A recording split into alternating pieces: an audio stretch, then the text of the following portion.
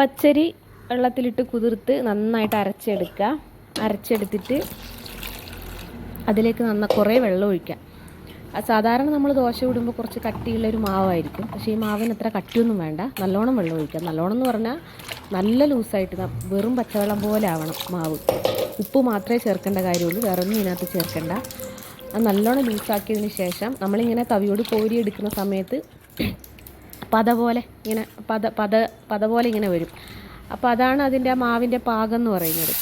അത്രയും ചെയ്ത് കഴിഞ്ഞിട്ട് സാധാരണ ദോശ ചുട്ടെടുക്കുന്നത് പോലെ തന്നെ ദോശ ചുട്ട് എടുക്കുക. നൈസായിട്ട് ചുട്ടെടുക്കുക. നല്ല സോഫ്റ്റ് ആയിരിക്കും.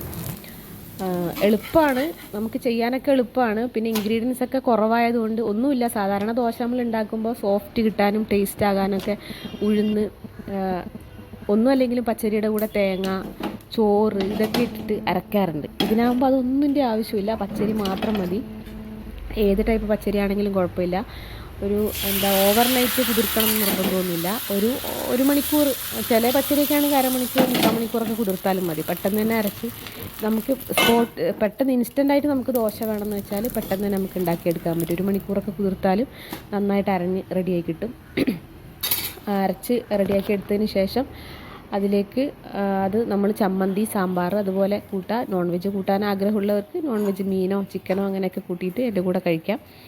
അടിപൊളിയാണ്. കാസർഗോഡ് ഇത് തന്നെയാണ്, കാസർഗോഡ് സ്പെഷ്യലാണ്. നീർദോശ എന്ന് പറയും, ഇവിടെ അതിനെ നീർദോശ എന്ന് പറയും.